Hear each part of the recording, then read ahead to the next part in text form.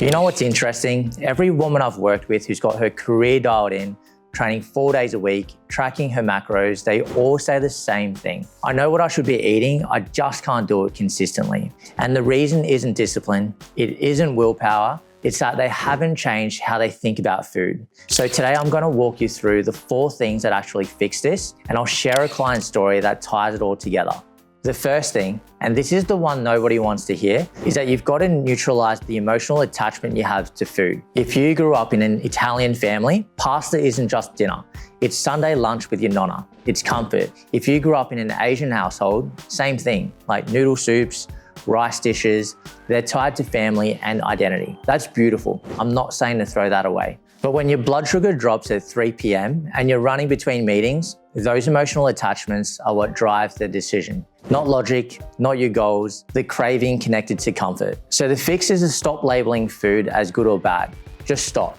Like when you call something bad, you create guilt, and guilt creates a cycle. Instead, look at food for what it actually is. Like protein rebuilds muscle, skin, bones. Carbs fuel energy and get stored as glycogen. Like excess may get stored as body fat. Healthy fats support your hormones. That's it. That's what food does. And here's some perspective. Processed foods have only been around for about 40 to 60 years. Before that, food was hunted, gathered, fished, and plucked. You know, when you eat closer to that source, you chew more, burn more calories digesting it, it's more nutrient dense, and it manages your blood sugar better.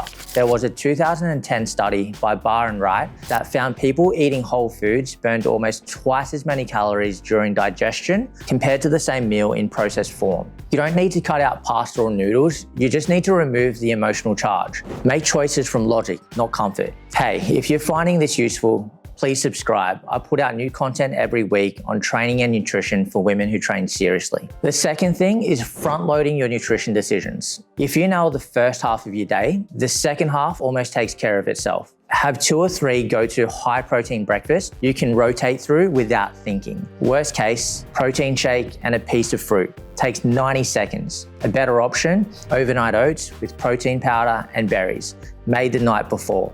And best case, maybe eggs on toast, smoked salmon, bacon and eggs. For your snacks, keep it simple. You know, a protein bar and fruit, protein yogurt, turkey and cheese on crackers, tin of tuna. It's not exciting, but it doesn't need to be. These are decisions you've already made, so you're not standing in a cafe at 2 p.m. choosing when you're starving. For lunch, have a chicken salad with olive oil and avocado, a salad bar where you can load up on protein, something repeatable. Here's why it matters. If you've hit your protein, kept your calories in check through breakfast, snacks, and lunch, done your steps in training, then when you go out for a work dinner and have a glass of wine, you're still likely within your calories. The earlier decisions bought you that freedom. The third thing is preparing like an executive. If you're earning over 6 figures, managing a team, running a household, you already know how to prepare. You wouldn't fly to Sydney for a client meeting and wing it. You would have your brief, your deck, your schedule locked in. Apply the same standard to your health. Before you travel, get you or your executive assistant to spend 10 minutes finding a meal delivery service at your destination. Look up restaurants with solid protein options near the hotel. You know, book a hotel with a gym. Every capital city has this now. Set the standard when you land.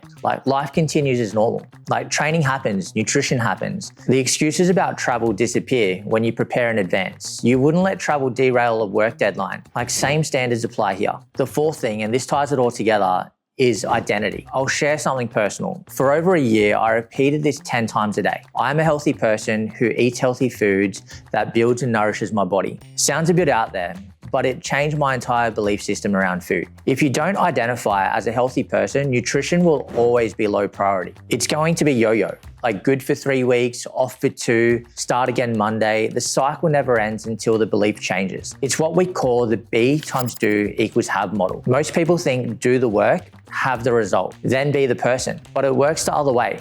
Be the person first, and the actions and the results follow naturally. When you identify as a healthy person, choosing the chicken salad over the burger isn't discipline. It just makes sense because it's who you are. This doesn't mean you reject your cultural background. You appreciate those foods. You just choose them more consciously, but they don't run you. I don't identify as someone who loves cookies and lasagna. Like, I love those foods, but they don't control me. There's a difference. Quick story to bring this together. My client Shin, early 30s, lawyer, Malaysian background. Before working with me, she'd been training for a couple of years, like seeing great strength gains, but her body composition wasn't shifting. The reason was nutrition. Carb-heavy Asian meals growing up. Delicious, but just low in protein. We worked through exactly what I've just talked about. Neutralized the food labels. Explained what each macronutrient actually does so she could decide from logic. She introduced a high-protein breakfast, eggs and fruit or protein oats, and then started prioritizing protein at every meal. Her results? 7 kilos lost in about 12 to 14 weeks. Trained right up until her wedding, and she walked away with the knowledge to continue on her own, not dependent on a rigid plan. She just understood it. If you want this done properly, Holly and I coach women through exactly this inside Athletic Studio Live coaching. Holly's my senior coach and sports nutritionist. You get a personalized training and nutrition program built around your life, your schedule, your travel, the week you're actually having. We work with you every week through chat, check-ins, and performance tracking, adjusting your program phases as you progress so you're always moving forward. You can get started by visiting the link in the description. I'll see you in the next video.